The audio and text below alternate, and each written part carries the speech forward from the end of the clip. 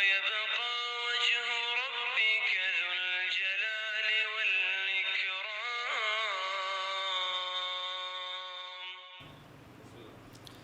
حضرات، ایک مومنہ کے اصالِ ثواب کی مجلس ہے جو کنیز شہزادی کونین تھیں، مولا کی عزادار تھیں. سماعت فرما لیں کہ خبر یہ کب تھی ہمیں چھوڑ جانے والی تھی، خبر یہ کب تھی ہمیں چھوڑ جانے والی تھی، وہ ماں جو پیار کی دنیا بسانے والی تھی، وہ ماں جو پیار کی دنیا بسانے والی تھی، اور غم حسین میں آنسو بہانے والی تھی، غم حسین میں آنسو بہانے والی تھی، خود اپنے غم میں مگر مسکرانے والی تھی، خود اپنے غم میں مگر مسکرانے والی تھی. غم حسین میں آنسو بہانے والی تھی، خود اپنے غم میں مگر مسکرانے والی تھی، خود اپنے غم میں مگر مسکرانے والی تھی، اور حصار رکھتی تھی بچوں پہ اپنے سائے کا، حصار رکھتی تھی بچوں پہ اپنے سائے کا، غموں کی دھوپ سے ان کو بچانے والی تھی، غموں کی دھوپ سے ان کو بچانے والی تھی، حصار رکھتی تھی بچوں پہ اپنے سائے کا، غموں کی دھوپ سے ان کو بچانے والی تھی. وہ ایک ماں بھی تھی، بیٹی بھی تھی، بہن بھی تھی، وہ ایک ماں بھی تھی، بیٹی بھی تھی، بہن بھی تھی، تمام رشتے بخوبی نبھانے والی تھی، تمام رشتے بخوبی نبھانے والی تھی. اور کنیز زینب و کلثوم تھی وہ بچپن سے، کنیز زینب و کلثوم تھی وہ بچپن سے، سبب یہ تھا کہ وہ اچھے گھرانے والی تھی، سبب یہ تھا کہ وہ اچھے گھرانے والی تھی. کنیز زینب و کلثوم تھی وہ بچپن سے، سبب یہ تھا کہ وہ اچھے گھرانے والی تھی، خبر یہ کب تھی ہمیں چھوڑ جانے والی تھی، وہ ماں جو پیار کی دنیا بسانے والی. قید ستم میں بالی سکینہ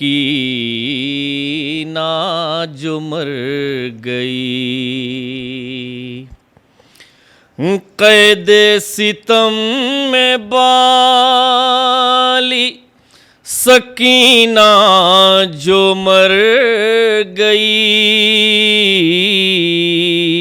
زینب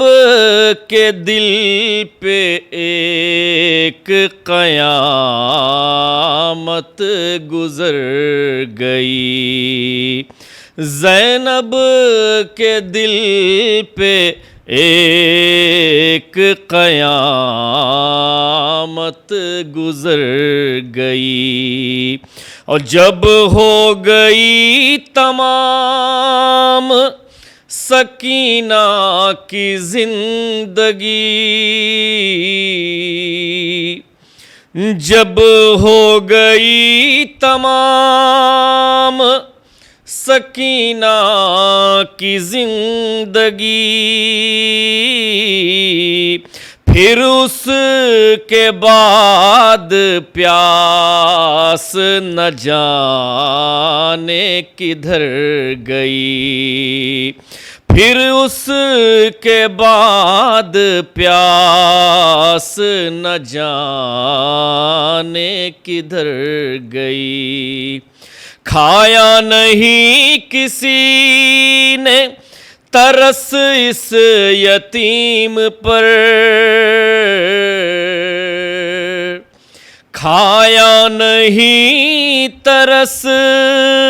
کھایا نہیں کسی نے ترس اس یتیم پر، ہائے رخ پر تماچے کھاتی رہی وہ جدھر گئی، ہائے رخ پر تماچے کھاتی رہی وہ جدھر گئی. ہائے قید ستم میں آئی رہائی کی جب خبر، قید ستم میں آئی رہائی کی جب خبر، اہل حرم کے دل کو غموں سے وہ بھر گئی، ہائے اہل حرم کے دل کو غموں سے وہ بھر گئی۔ جب ہو گئی سکینہ پہ ظلم و ستم کی حد، جب ہو گئی سکینہ پہ ظلم و ستم کی حد، اماں کے گھر کو چھوڑ کے دادی کے گھر گئی، ہائے اماں کے گھر کو چھوڑ کے دادی کے گھر گئی، ہائے درے تماچے پیاس ستم گر کی گھڑکیاں، ہے درے تماچے پیاس ستم گر کی گھڑکیاں، لے کر سکینہ ساتھ یہ زاد سفر گئی، ہے لے کر سکینہ ساتھ یہ زاد سفر گئی، عابد کو ساری عمر ستاتا رہا یہ غم، عابد کو ساری عمر ستاتا رہا یہ غم، میری بہن لحد میں بھی تشنا جگر گئی، ہائے میری بہن لحد میں بھی تشنا جگر گئی، ہے قید ستم میں آئی رہائی کی جب خبر، اہل حرم کے دل کو غموں سے وہ بھر گئی، ہے فیاض اتنا کرب ہے اس داستان میں، فیاض اتنا کرب ہے اس داستان میں، نام سکینہ آیا ادھر آنکھ بھر گئی، نام سکینہ آیا ادھر آنکھ بھر گئی، قید ستم میں بالی سکینہ جو مر گئی، زینب کے دل پہ ایک قیامت گزر گئی۔ ایک مرتبہ سورہ ہم 3 مرتبہ سورہ توحید کی تلاوت فرما کر مرحومہ بانو جعفر خان بنت اقبال حسین صاحب کے لیے ایصال ثواب کر دیجیے۔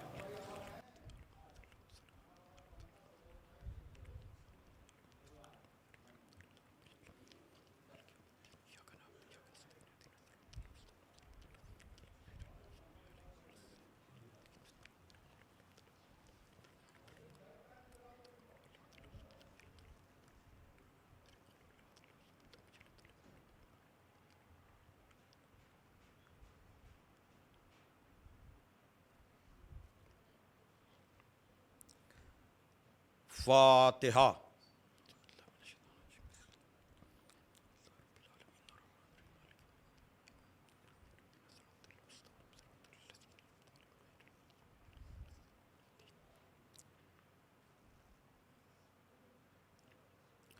اعوذ باللہ من الشیطان اللعین الرجیم بسم اللہ الرحمن الرحیم الحمد للہ الذی ہدانا لہذا وما کنا لنہتدی لولا ان ہدانا اللہ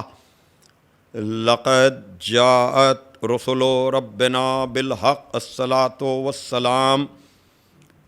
علی النبی الامی العربی القرشی المکی المدنی البطحی الابتہی التہامی الدافع جیشات الاباطیل والدامغ صولات الازالیل معلن الحق بالحق ابی القاسم محمد وآلہ الطیبین الطاہرین المعصومین المظلومین الذین اذھب اللہ عنہم الرجس وطہرہم تطہیرا ولعنۃ اللہ علی اعدائہم اجمعین من الآن الی یوم الدین اما بعد فقد قالت بنت علی علیہم السلام واللہ لا تمحو ذکرنا ولا تمیتو وحینا صلوات بھیجے محمد علیہ. بزرگان محترم و دوستان عزیز، یہ ایک مومنہ کے ایصال ثواب کی مجلس ہے جن کو عزاداری سید الشہداء امام حسین علیہ الصلاۃ والسلام سے بڑا شغف تھا، بڑی رغبت تھی. بالخصوص امام حسین کی وہ یتیم بیٹی یعنی سکینہ بنت الحسین علیہ الصلاۃ والسلام، جنہیں شام میں رقیہ بنت الحسین علیہ السلام کے نام سے جانا اور پہچانا جاتا ہے. بہت اہتمام و انتظام مرحومہ کرتی تھیں جناب سکینہ صلوات اللہ علیہا کے تابوت کے لیے. جس مجلس کو میں نے بریڈفرڈ انگلینڈ میں 2000 سے تقریباً مسلسل خطاب کیا، اور گزشتہ سال کووڈ-19 کی وجہ سے جو مجلس آن لائن منعقد ہوئی تھی، اور یہ ان کی دوسری برسی ہے. ایام اضاحی میں ان کا انتقال ہوا.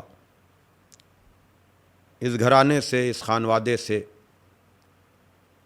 میرا بڑا گہرا تعلق ہے، چاہے ان کے بیٹے ڈاکٹر مہدی خان ہوں، یا ان کی بیٹی ہوں، یا ان کے داماد ڈاکٹر شاہد صاحب ہوں، یا خود ان کے شوہر جناب جعفر خان صاحب. ان سب کی محبتیں ہمارے شامل حال رہی ہیں. خداوند مغفرت کرے، ان کے درجات کو عالی کرے، اور پسماندگان کو ان کے لیے بہتر سے بہتر ایصال ثواب کرنے کی توفیق عطا فرمائے. عزیزان محترم، ایام اضحیٰ کی مناسبت سے ایصال ثواب کی مجلس ہونے کے باوجود میں نے ایسے الفاظ کو گفتگو کا ذریعہ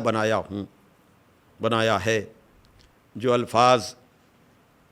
خطیب منبر سلونی، غالب علی کل غالب،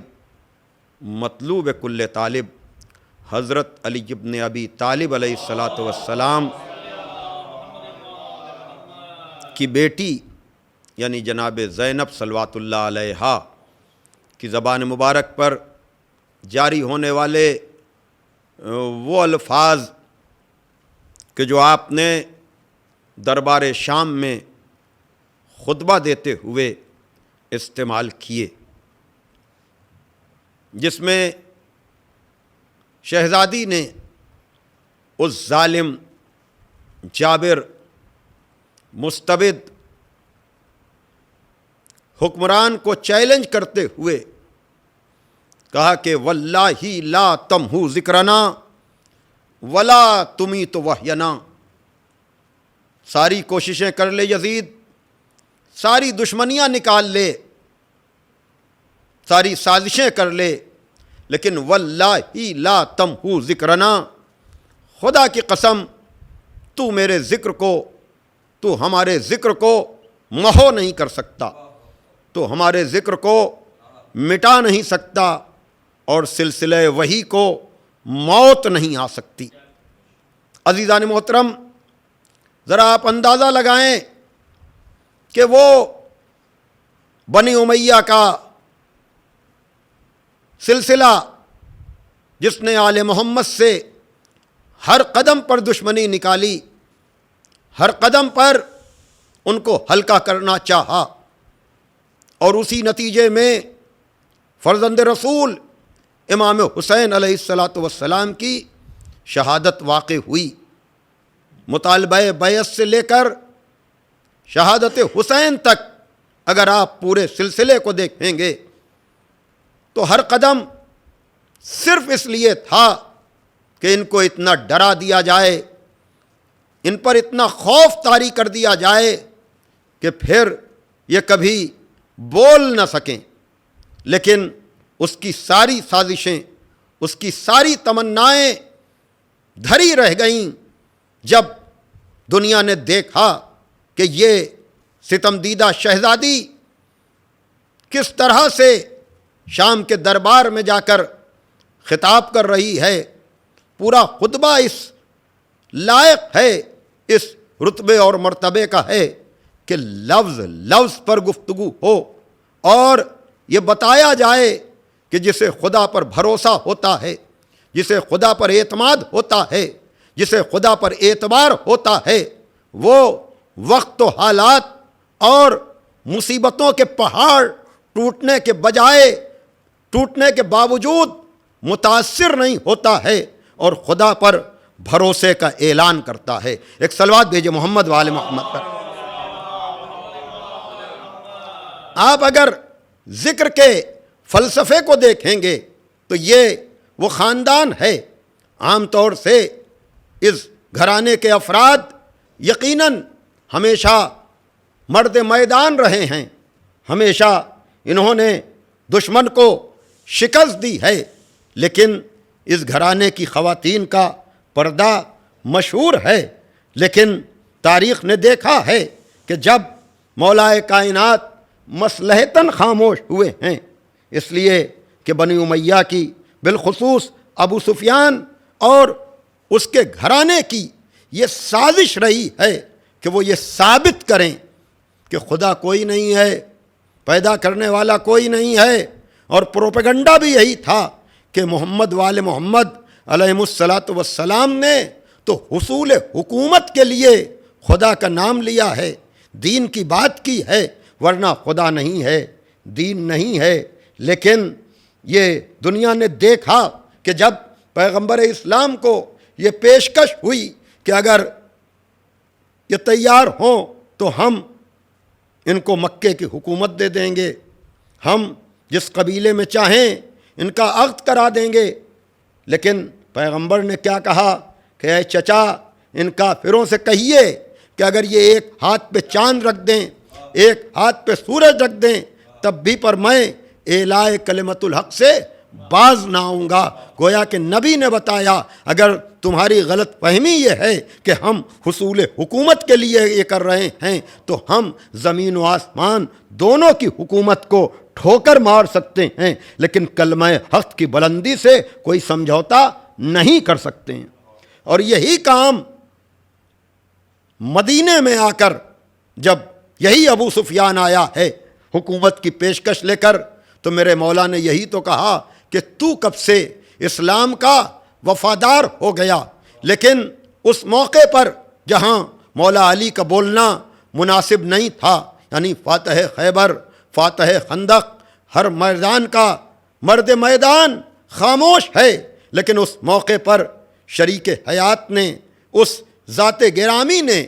جو پردے میں رہتی تھی، اس نے مطالبہ فدق کے موقع پر خطبہ دے کر بتایا کہ میرا شوہر خاموش ہے، لیکن اب اگر مجھے بولنا ضروری ہو گیا ہے تو ہم دربار میں جا کر اپنے خطبے سے ظالم کو بے نقاب کریں گے۔ توجہ فرمائیے گا، تو وہاں بھی جناب زینب کی والدہ نے جا کر خطبہ دے کر بتایا کہ دیکھو حق کی آواز کو کسی بھی طرح سے خاموش نہیں کیا جا سکتا ہے۔ تو جو کام اپنے دور میں اسلام کی سربلندی کے لیے جناب زہرا نے کیا، وہی کام اپنے دور میں اسلام کی سربلندی کے لیے جناب زینب نے انجام دیا۔ وہ ماں کا خطبہ تھا، یہ بیٹی کا خطبہ ہے، لیکن آپ لفظوں کو ملائیں تو آپ کو پتہ چلے گا کہ لہجے کا فرق بھی نظر نہ آئے گا۔ اور یہ کیوں ہے؟ یہ اس لیے ہے کہ وہ نبی کی بیٹی کا خطبہ ہے، یہ علی کی بیٹی کا خطبہ ہے۔ صلوات بھیجے محمد وآل محمد پر۔ اور پھر دنیا نے دیکھا کہ اس گھرانے کی خواتین نے بھی، یقیناً یہ خواتین کا ایک پورا سلسلہ ہے، اگر آپ دیکھیں یہ اسلام پر احسان کرنے والی وہ خواتین ہیں کہ چاہے جناب خدیجہ ہوں کہ جنہوں نے اپنی دولت کے ذریعے سے اور اپنے ایمان کے ذریعے سے اسلام کی مدد کی، چاہے جناب زہرا صلوات اللہ علیہا ہوں کہ جو اس منزل پر ہیں کہ جن کو دیکھ کر پیغمبر اسلام کہا کرتے تھے کہ میری بیٹی تجھے دیکھ کر مجھ میں حوصلہ تبلیغ پیدا ہوتا ہے، اس لیے کہ کفار یہ سمجھتے تھے کہ رسول کا کوئی بیٹا نہیں ہے جو ان کے مشن کو آگے بڑھا سکے، لیکن رسول پیشانی زہرا میں ان کی آنے والی نسل کو دیکھ کر کہتے تھے کہ جب تک تیری نسل باقی ہے میرے مقصد کو مٹائے گا کون؟ لیکن کیا کہنا، زہرا کو پروردگار عالم نے جو بیٹے دیے، جو بیٹیاں دیں، بیٹوں نے تو نام کیا ہی لیکن بیٹیاں بھی ایسی تھیں کہ ذرا دیکھیں عزیزان محترم کہ شہادت کے بعد جہاں تصور نہیں کیا جا سکتا تھا، سوچا نہیں جا سکتا تھا، خیال نہیں کیا جا سکتا تھا کہ اب امام حسین کے مشن کو آگے کون بڑھائے گا، لیکن جس طرح سے مدینے میں دشمن یہ تصور نہیں کر سکتا تھا کہ علی کے خاموش ہونے کے بعد بولے گا کون، اسی طرح سے کربلا میں شہادت حسین کے بعد کوئی سوچ نہیں سکتا تھا کہ پیغام کربلا تک، پیغام کربلا کو دنیا تک پہنچائے گا کون، لیکن جو کام مدینے میں جناب زہرا نے ظالم کو بے نقاب کر کے کیا، وہی کام کوفہ و شام میں خطبہ دے کر جناب زینب نے کیا۔ صلوات بھیجے محمد وآل محمد۔ ایک اور صلوات بھیج دیجیے آپ محمد وآل محمد پر۔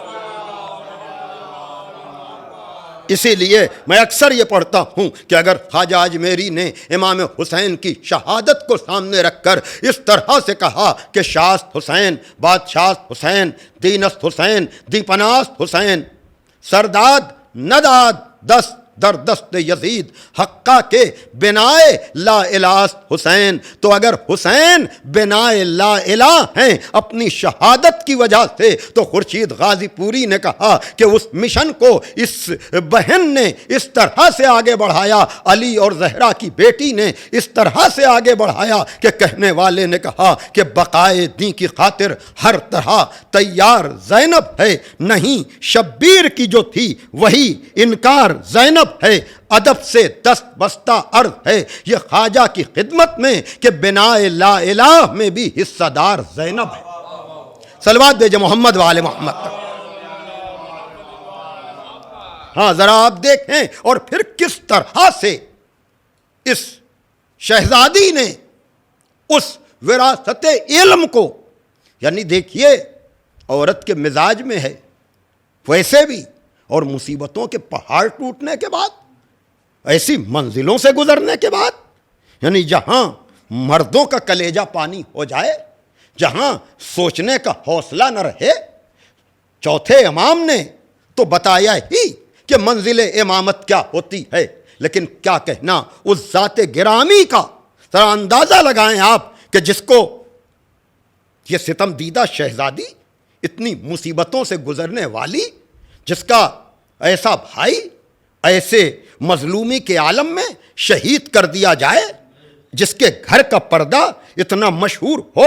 میں اکثر یہ بات کہتا ہوں کہ ایسی شخصیات کی مجلس پڑھنے میں فضائل ہی میں مصائب کے باب نکلتے چلے جاتے ہیں. ایک مشکل مرحلہ ہوتا ہے, لیکن یہ تاریخوں کی مناسبت ایسی ہے جو ہمیں مطالبہ کرتی ہے کہ ہم اس رخ کی مجلسیں پڑھیں. ہمیں آپ کی سماعتوں پر یقین ہے, ہمیں قریب و دور سے سننے والے جانتے ہیں کہ ہمارا مزاج ذاکری کیا ہے. تو میں یہ کہنا چاہ رہا ہوں کہ جہاں کوئی تصور نہ ہو سکے, وہاں جس کا پردہ اتنا مشہور ہو, ذرا سا آپ اپنے اوپر ضبط اور صبر سے کام لیجئے گا کہ وہ جو ماں کی قبر پر بچپنے میں بھی جاتی ہو تو قبر کا چراغ گل کر دیا جاتا ہو, جو باپ کے زخمی بدن کے آنے پر جس کے چاہنے والوں کو دروازے سے واپس کیا جائے کہ کہیں رونے کی آواز نہ پہنچ جائے, جس کو زخمی بھائی واپس کر دے کہ ابھی حسین زندہ ہے, تو ایسے پردے والی خاتون اسے جا کر کے خطبے دینا پڑ رہے ہیں. لیکن بتایا کہ یقیناً وہ ساری منزلیں اپنی جگہ پر ہیں, لیکن جب ہمیں دین اسلام کی ترجمانی کی بات آ جائے تو ہم کس عزم کے ساتھ, کس حوصلے کے ساتھ, اور یہی ہم پیغام بھی دینا چاہتے ہیں کہ آل محمد کی مظلومی ضرور دیکھیے, لیکن دوسرا رخ ان کے عزم کا بھی دیکھیے, ان کے حوصلے کا بھی دیکھیے, ان کے اختیار کا بھی دیکھیے کہ ایسی مصیبتوں کے بعد بھی ان کی زبان پہ کہیں شکوہ نہیں آتا ہے. ہر جگہ خدا پر اعتماد آپ کو نظر آئے گا, چاہے کوفے کا خطبہ ہو, چاہے شام کا خطبہ ہو. صلوات دیجئے محمد والے محمد. دیکھیے 25 محرم سے ہم آگے بڑھ گئے ہیں, 26 محرم کو یہ مجلس ہو رہی ہے, لیکن ہم پہلی سفر سے قریب ہو رہے ہیں. پہلی سفر تاریخ ازاں میں عزاداری کے حوالے سے اہم ترین تاریخ اس اعتبار سے ہے کہ یہ لٹا ہوا قافلہ پہلی ہی سفر کو شام میں پہنچا ہے. دربار میں جانے کا جو مرحلہ ہے تفصیل سے تو نہیں بیان ہو سکتا ہے, لیکن میں بتاؤں کہ یہ کون سی فکر ہے جس کی ترجمانی جناب زینب صلوات اللہ علیہا اپنے خطبات میں کر رہی ہیں. اس لیے کہ جب یہ لٹا ہوا قافلہ کوفے پہنچا ہے تو کوفہ وہ کوفہ ہے جہاں علی کی حکومت تھی, جہاں یہ بیٹی شہزادی بن کر رہتی تھی, ہماری جان قربان. لیکن آج یہ اسیر ہو کر پہنچے ہیں, اور ابن زیاد نے ایسا شدید حملہ کیا ہے کہ میرے خیال میں اب تک نظریہ توحید پر ایسا حملہ شاید نہ ہوا ہو کہ جب اس نے اس لٹے ہوئے قافلے کو دیکھ کر کہا کہ کیف رأیت صنع اللہ بأخیک الحسین, کہ تم نے اپنے بھائی کے سلسلے میں اپنے اللہ کو کیسا پایا. توجہ کیجیے گا, دیکھیے جو بھی اللہ اللہ کرتے ہیں, جو بھی خدا کو یاد کرتے ہیں, ان کے لیے عام طور سے لوگوں کا تاثر یہ ہوتا ہے کہ ان کے یہاں تو خیر ہی خیر رہے گی, ان کے یہاں تو کوئی مصیبت نہیں آئے گی, ان کے یہاں تو کوئی امتحان نہیں ہوگا. لیکن یہ غلط فہمی ہے, جو خدا سے جتنا قریب ہے اس کا اتنا بڑا امتحان ہے. اسی نسبت سے اس ظالم اور جابر نے اس ستم دیدہ شہزادی کو دیکھ کر کہا کہ تم نے اپنے بھائی کے سلسلے میں اپنے اللہ کو کیسا پایا. بڑا اللہ اللہ کرنے والا گھرانہ تھا, بہت ذکر توحید کے پرچم کو تم بلند کرنے والے تھے, لیکن کربلا میں تمہارے ساتھ معاذ اللہ تمہارے اللہ نے کیا کیا. اب یہ جملے اس لیے تھے تاکہ علی کی بیٹی زہرا کی بیٹی حسنین کی بہن کی زبان سے کوئی ایسا جملہ نکل جائے تاکہ یہ ظالم کہہ سکے کہ دیکھا اللہ اللہ تو بہت کرتے تھے, لیکن ایسے موقع پر ان کی زبان سے ایسے جملے ادا ہو گئے. لیکن ہماری جان قربان اتنا شدید حملہ, اور جناب زینب کی زبان پر جملہ کون سا آیا ہے آپ کو پتا ہے کہ ما رأیت الا جمیلا, ہم نے تو اپنے اللہ کو جمیل ہی پایا. تو جو ان مصیبتوں سے گزرنے کے بعد بھی جمال پروردگار پہ گفتگو کرے, اسی کو حق ہے کہ اسے علی کی زینت کہا جائے, اسے زینب کہا جائے. صلوات دیجئے محمد والے محمد. کہ ما رائے تو اللہ جمیلا، ہم نے تو نہیں دیکھا اپنے اللہ کو سوائے جمیل، کہ جس نے ہمارے اول کو نبوت عطا کی اور ہمارے آخر کو شہادت عطا کی۔ توجہ فرمائیے گا، تو یہ کوفہ ہے جہاں علی کی بیٹی کے اعتماد کا پتہ چل رہا ہے۔ لیکن اب شام اللہ اکبر، منزل مصائب میں میں بتاؤں گا کہ کس طرح سے جناب زینب نے بیویوں کو تسلی دی ہے، بیویوں کو دلاسا دیا ہے، پھر کبھی تفصیل سے، لیکن اس وقت صرف اتنا کہ یاد رکھیے گا کہ جب اگر آپ ترتیب دیں تو اگر کوفے میں نظریہ توحید پر حملہ تھا تو شام میں نظریہ عدل پر حملہ تھا، اس لیے کہ جب یہ لٹا ہوا قافلہ آپ مختلف مجالس میں، ظاہر سی بات ہے کہ مسلسل مصروف اذاں ہیں، اور جو بھی ہمارے ذرائع ابلاغ ہیں، چاہے وہ ہدایت ٹی وی ہو یا دوسرے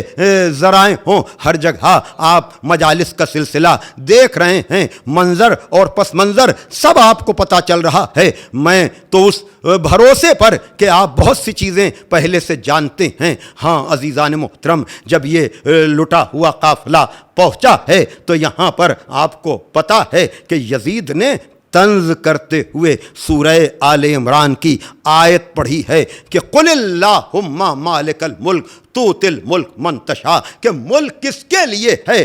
خدا جسے چاہتا ہے ملک عطا کرتا ہے اور جس سے چاہتا ہے ملک لے لیتا ہے۔ یعنی اس سے زیادہ قرآن کی آیت کا غلط استعمال ہو ہی نہیں سکتا تھا کہ یزید جیسا ظالم، یزید جیسا جابر، یزید جیسا حسین کے قتل میں شریک اور حکم دینے والا یہ کہے کہ یہ جو ہمیں حکومت ملی ہے یہ خدا کی دی ہوئی ہے۔ لیکن کیا کہنا علی کی بیٹی کا جو قرآن ناطق کی بھی ترجمان ہے، قرآن صامت کی بھی ترجمان ہے، اور اگر وہیں بھرے دربار میں اس کا جواب نہ دیا جاتا تو بہت سے لوگ غلط فہمی کا شکار ہو جاتے کہ خدا ہی تو عطا کرتا ہے، لیکن جو عدل الہی کو نہیں سمجھتا ہے وہ تو اس غلط فہمی کا شکار ہو سکتا ہے، لیکن جس کے گھر میں قرآن نازل ہوا ہو وہ کیسے یہ برداشت کر سکتا ہے کہ قرآن کی آیت کو غلط صرف کیا جائے؟ اسی سورہ آل عمران سے علی کی بیٹی نے آیت کو پڑھا کہ وَلَا يَحْسَبَنَّ الَّذِينَ وَلَا يَحْسَبَنَّ الَّذِينَ كَفَرُوا أَنَّمَا نُمْلِي لَهُمْ خَيْرٌ لِأَنفُسِهِمْ، کہ ہرگز کافر یہ گمان نہ کریں کہ ہم نے ان کو جو مہلت دی ہے یہ ان کے لیے خیر ہے۔ توجہ فرمائیے گا، ہرگز کافر یہ گمان نہ کریں کہ ہم نے ان کو جو مہلت دی ہے وہ ان کے لیے خیر ہے، نہیں، ان کو یہ مہلت جو دی گئی ہے یہ اس لیے ہے تاکہ وہ اور گناہوں میں ڈوبتے چلے جائیں۔ صلوات دیجئے محمد وآل محمد پر۔ ایک اور صلوات دے دیجئے آپ۔ ہاں عزیزان محترم، تو اسی سورے سے گویا کہ شہزادی نے پورا فلسفہ بتا دیا ہے کہ تم اس کو حکومت نہ سمجھو، اس کو ملک نہ سمجھو، بلکہ یہ مہلت ہے، اور یہ مہلت اچھے لوگوں کو سدھرنے کے لیے ملتی ہے اور کافروں اور منافقوں کو اور زیادہ گناہوں میں ڈوب جانے کے لیے ملتی ہے۔ ہاں عزیزان محترم، وقت نکال کر آپ شہزادی کے اس پورے خطبے کو پڑھنے کی کوشش کیجئے گا تو آپ کو اندازہ ہوگا عزیزان محترم، لیکن اس وقت خالی اتنا کہ شہزادی نے وہاں پر جس طرح سے یزید کو ذلیل و رسوا کیا ہے، اس لیے کہ وہ جناب زینب کے خطبے کے زور کو روکنے کے لیے جو صحیح کر رہا تھا، جو کوشش کر رہا تھا، امام حسین کے سر سے بے ادبی کر رہا تھا، لیکن شہزادی نے یہ کہا کہ کد کیدک و سایک و ناصب جہدک، کر لے مکاریاں، کر لے عریاریاں، کر لے ساری سازشیں، لیکن خدا کی قسم تو ہمارے ذکر کو مٹا نہیں سکتا ہے۔ میں یہ کہتا ہوں عزیزان محترم کہ یہ بتلائیے کہ ایسے بگڑے ہوئے ماحول میں جب کوئی نہ ناصر ہے، نہ کوئی مددگار ہے، نہ کوئی تعاون اور اعانت کرنے والا ہے، یہ علی کی بیٹی کس کے بھروسے پر دعویٰ کر رہی ہے کہ ہمارے ذکر کو محو نہیں کیا جا سکتا؟ یہ فلسفہ توحید کیوں بیان کر رہی ہیں؟ یہ فلسفہ عدل کیوں بیان کر رہی ہیں؟ تاکہ ان لوگوں کی سازشوں کو بے نقاب کر دیا جائے کہ تم نے میرے نانا پہ الزام لگایا کہ یہ سارا سلسلہ حصول حکومت کے لیے ہے، تم نے میرے بابا پہ الزام لگایا، تم نے میرے بھائی پہ الزام لگایا، تو میرے نانا کو حکومت کی ضرورت نہیں تھی، اس کے صدقے میں کائنات خلق ہوئی ہے۔ میرے باپ کو حکومت کی ضرورت نہیں تھی، اس کے اشارے پر سورج پلٹ آتا ہے۔ میرے بھائی کو حکومت کی ضرورت نہیں تھی، اس لیے کہ وہ تو مدینے سے یہ کہتا ہوا نکلا تھا کہ ہم حکومت کے حصول کے لیے نہیں بلکہ اصلاح امت کے لیے جا رہے ہیں۔ تو شہزادی نے یہ دعویٰ کیوں کیا کہ خدا کی قسم تو میرے ذکر کو محو نہیں کر سکتا ہے؟ اور یہ دعویٰ شہزادی کا مدینے میں نہیں ہے، مکے میں نہیں ہے، کربلا میں نہیں ہے، جہاں لوگ موجود ہیں، جہاں افراد موجود ہیں، شام جہاں یہ قافلہ لٹ کر پہنچا ہے، وہاں شہزادی کا یہ دعویٰ اصل میں خدا کے بھروسے کا اعلان ہے۔ اس لیے کہ خدا کہہ رہا ہے نا کہ فَاذْكُرُونِي وَاذْكُرْكُمْ، تم میرا ذکر کرو تو میں تمہارا ذکر کروں گا، تم مجھے یاد رکھو تو میں تمہیں یاد رکھوں گا۔ تو شہزادی نے یہ جو دعویٰ کیا کہ خدا کی قسم میرے ذکر کو مٹایا نہیں جا سکتا، میرے ذکر کو محو نہیں کیا جا سکتا، یہ اپنے اوپر نہیں، یہ اس خالق پر بھروسہ ہے کہ جب میرے نانا نے، جب میرے بابا نے، جب میرے بھائیوں نے، جب میری ماں نے بندہ ہو کر، مخلوق ہو کر اس خالق کے ذکر کے پرچم کو بلند رکھا ہے، تو وہ خالق ہو کر ہمارے ذکر کو مٹنے کیا دے گا؟ صلوات بھیجو محمد وآل محمد پر۔ اور یقیناً یہ شہزادی کا دعویٰ، اور آج تک ہاں تڑپ رہے ہیں لوگ زیارتوں کو جانے کے لیے، خاص کر شام صحیح اور کوشش کر کے پہنچنے والے پہنچ رہے ہیں، لیکن وہ شہزادی کا دعویٰ شام کے دربار میں کہ تو میرے ذکر کو محو نہیں کر سکتا، اور آج اس کا ثبوت میں نے کافی عرصہ شام میں گزارا ہے، اور میں نے سیدہ زینب کی رونقیں دیکھی ہیں، لیکن آج قبر یزید کا کوئی پتہ نہیں ہے، لیکن اس پورے جوار کا نام سیدہ زینب ہے۔ دیکھا آپ نے وہ دعویٰ کہ خدا کی قسم تو میرے ذکر کو محو نہیں کر سکتا ہے، وہ دعویٰ، اور پھر خدا نے، اس لیے کہ خدا جس سے وعدہ کر لے اس کے ذکر کو مٹائے گا کون؟ لیکن عزیزو یاد رکھیے گا، ان منزلوں سے گزرنے کے لیے اس گھرانے نے، بالخصوص جناب زینب نے جو قیمت ادا کی ہے، ہاں اگر پہلی سفر قریب نہ ہوتی تو میں شاید جناب سکینہ کے مصائب پڑھتا، لیکن چونکہ ان مرحومہ کو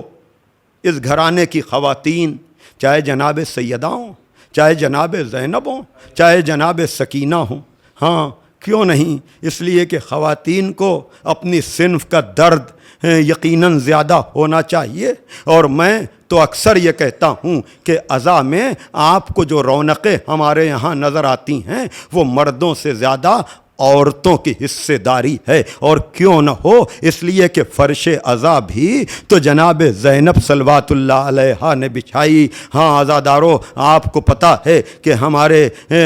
قبیلے کے مرد جو ہیں، ہمارے قوم کے مرد جو ہیں، وہ اگر ایک مجلس کرتے ہیں تو خواتین ایک دن میں کئی مجلسوں میں شریک ہوتی ہیں۔ خدا ان جذبوں کو سلامت رکھے، خدا ان گودیوں کو آباد رکھے، خدا اولادوں کو پروان چڑھائے۔ ہاں یہ بہترین ایصال ثواب ہے ان مرحومہ کے لیے جو جناب سکینہ کے تابوت کا اہتمام و انتظام کرتی تھیں، لیکن میں نے کہا نا، پہلی سفر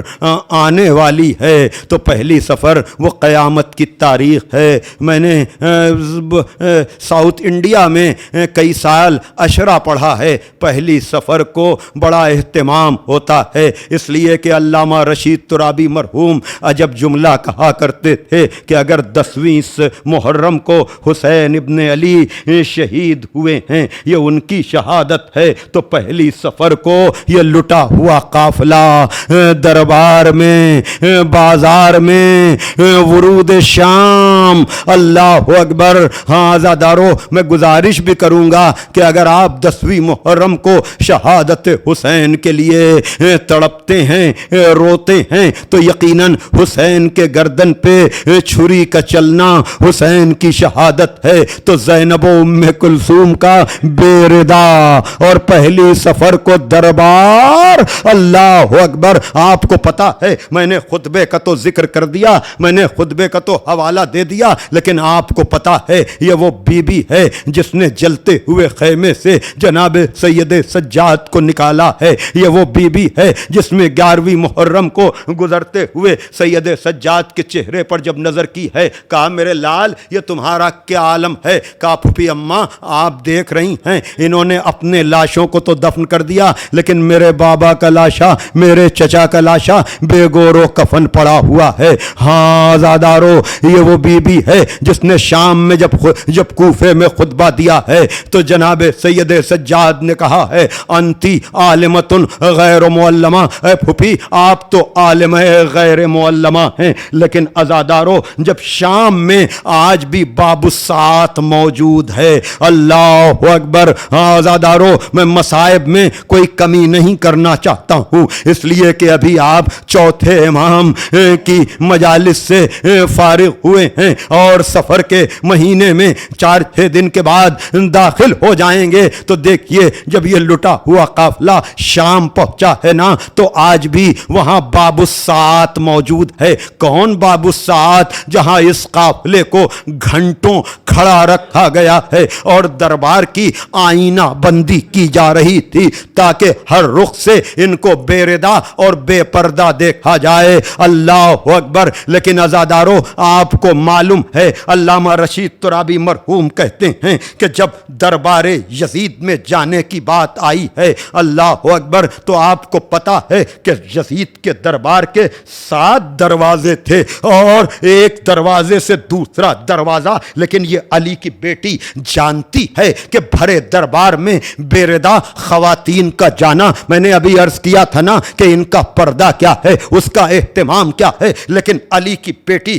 کس طرح سے سب کو دلاسا دے رہی ہے, سب کو سنبھال رہی ہے. آپ کو معلوم ہے جناب زینب نے ایک ایک بی بی کے پاس جا کر کہا کہ نہ گھبرانا زینب تمہارے ساتھ ہے, نہ گھبرانا زینب تمہارے ساتھ ہے. کبھی جناب رباب کے پاس گئی ہیں, کبھی جناب لیلا کے پاس گئی ہیں, کبھی جناب ام فروا کے پاس گئی ہیں, اس لیے کہ دربار میں جانا ہر بی بی کے لیے بہت بڑا مرحلہ تھا. لیکن زہرا کی بیٹی سب کو تسلی دے رہی ہے, سب کو دلاسا دے رہی ہے کہ نہ گھبرانا زینب تمہارے ساتھ ہے. ہاں آزادارو ایک دروازے سے دوسرا دروازہ, دوسرے دروازے سے تیسرا دروازہ, ایک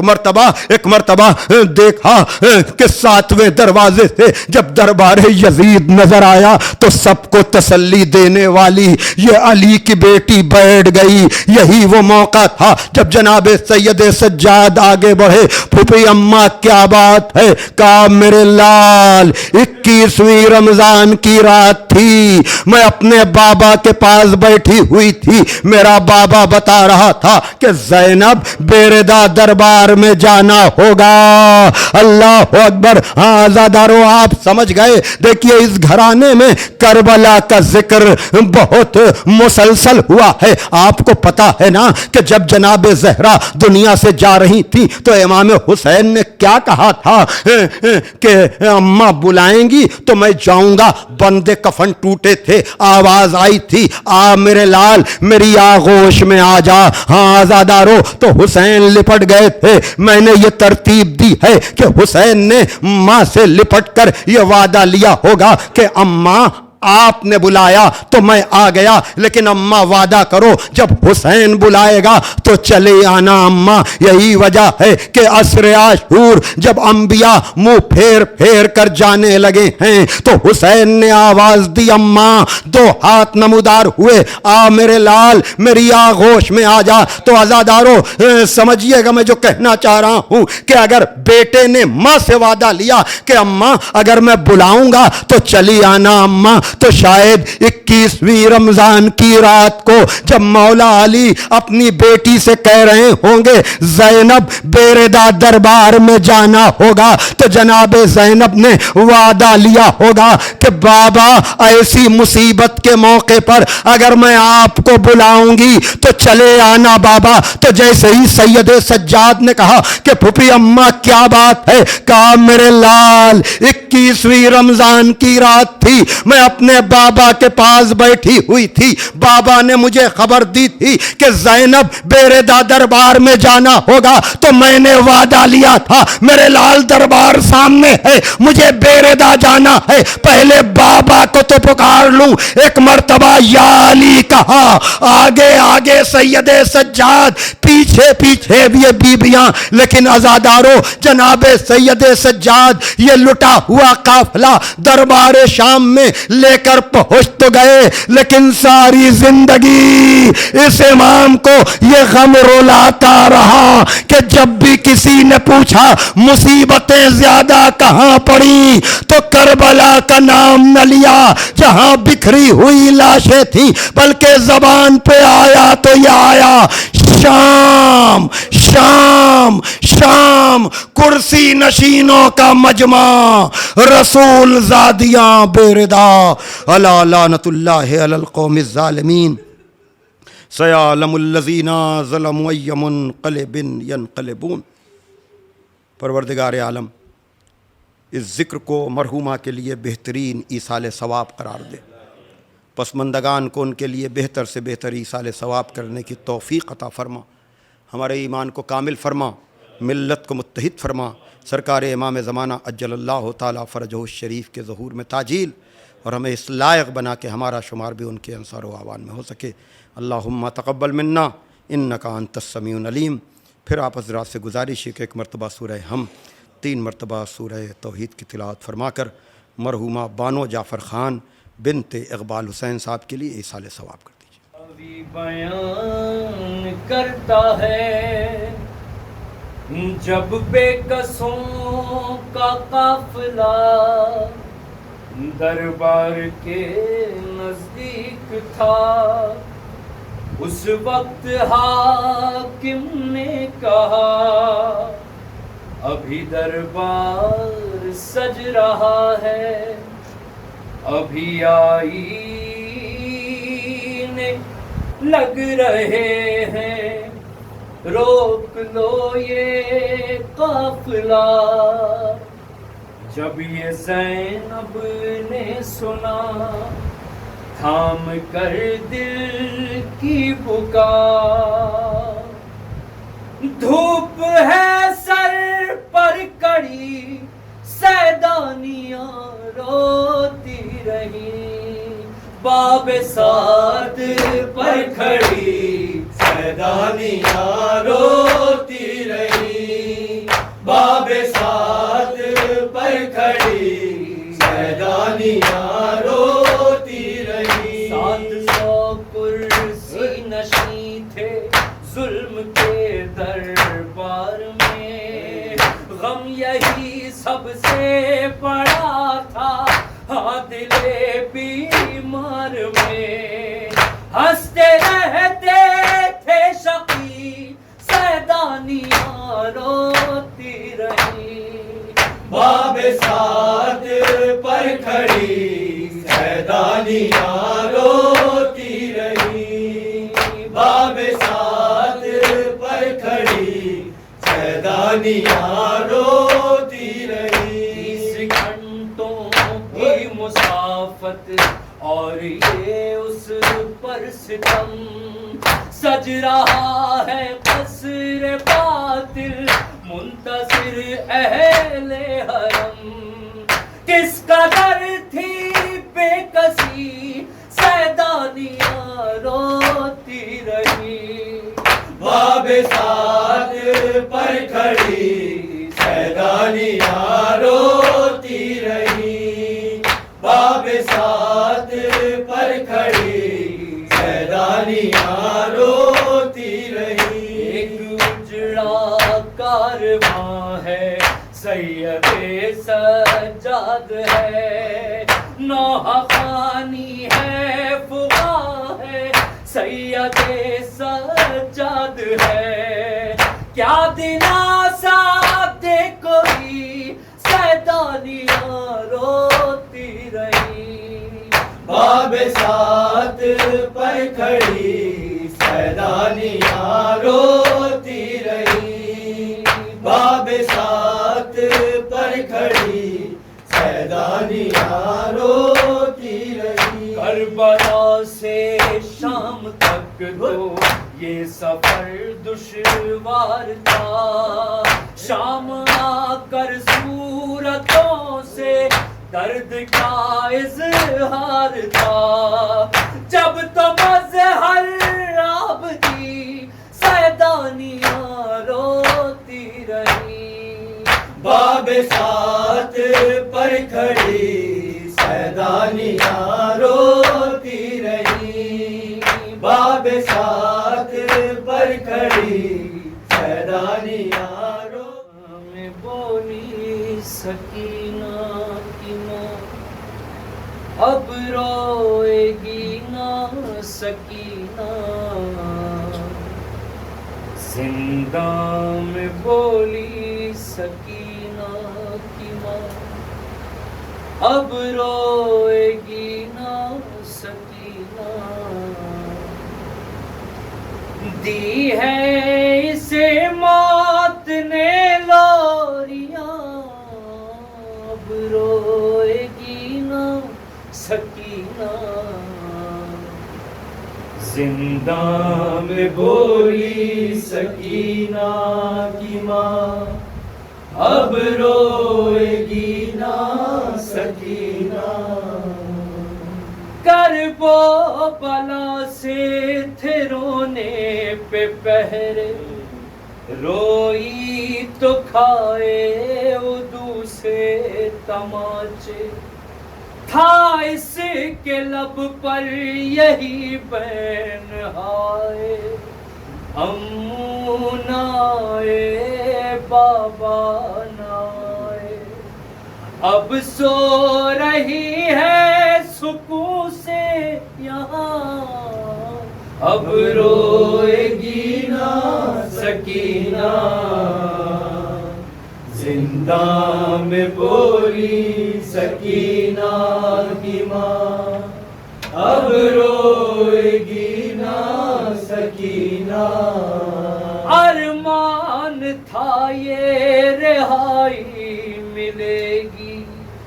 اپنے وطن میں سکون سے رہے گی، لیکن مقدر میں لکھا تھا اس کے، زندہ میں بے کس کی تربت بنے گی، اب کوئی اس کو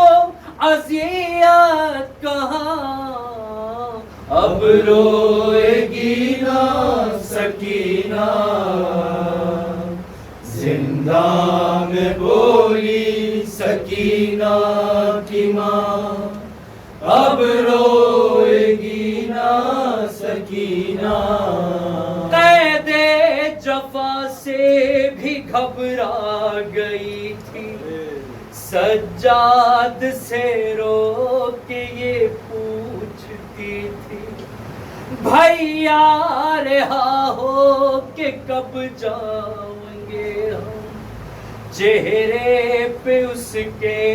عجب بے کسی تھی، خاموش ایسی ہوئی میری جان، اب روئے گی نہ سکینہ، زندہ میں بولی سکینہ کی ماں، اب روئے گی نہ سکینہ، یاد پدر میں تڑپنا بھی دیکھا، کھا کے تماچے سسکنا بھی دیکھا، ہے یاد اس کا وہ گھٹ گھٹ کے رونا، اور درد سے وہ بلکنا بھی دیکھا، ہائے کرے گی ناب یہ فغان اب روئے گی نا سکینہ زندہ میں بولی سکینہ کی ماں اب روئے گی نا سکینہ دن رات روتی تھی میری حزینہ دل میں تھی یاد نجف اور مدینہ رونے پہ تھا شام والوں کا پہرا چپ ہو گئی میری بالی سکینہ ان شام والوں کے درمیان اب روئے گی نا سکینہ زندہ میں بولی سکینہ کی ماں اب روئے گی نا سکینہ کہتی تھی یہ خواب میں نے ہے دیکھا آئے تھے لینے مجھے میرے بابا کہتے تھے مجھ سے میری سکینہ سینے پہ میری جان سو جا میں نے کہا تھا میرے بابا جان اب روئے گی نا سکینہ زندہ میں بولی سکینہ کی ماں اب روئے گی نا سکینہ صفدر یہ اظہار غم ہے قیامت کیسے لکھوں ایک ماں کی مصیبت جاتی تھی بانو اجڑ کر مدینہ یہ شام والوں کو کر کے وصیت ہر روز شمع جلانا یہاں اب روئے گی نا سکینہ زندہ میں بولی سکینہ کی ماں اب روئے گی نا سکینہ آری تھا جس سے فیض وہ گھر ہو گیا تباہ مارا ستم کی فوج نے پیاسے کو بے گناہ ہائے بطول پاک کی کھیتی اجڑ گئی با حسرتا حسین سے زینب بچھڑ گئی با حسرتا حسین سے زینب بچھڑ گئی ارے اللہ کی تھی یہ زینب مغموم بار بار بھیا تمہارے لاشائے بے سر کے میں نے سار کیوں کر ردا اڑھاؤں تنے چاک چاک پر مسند نبی کی چھوڑ کے سوتے ہو خاک پر ہائے ہائے بطول پاک کی کھیتی اجڑ گئی با حسرتا حسین سے زینب بچھڑ گئی ارے گھر فاطمہ کا ظلم سے تاراج ہو گیا بے سر تمام خلق کا सरताज हो गया, क्या क्या गुले रे आज़े मोहम्मद फिजा हुए, थी जिनसे रोशनी उस तारे नेहा हुए। हाय हाय बतूल पाक की खेती उजड़ गई, वाह हसरता हुसैन से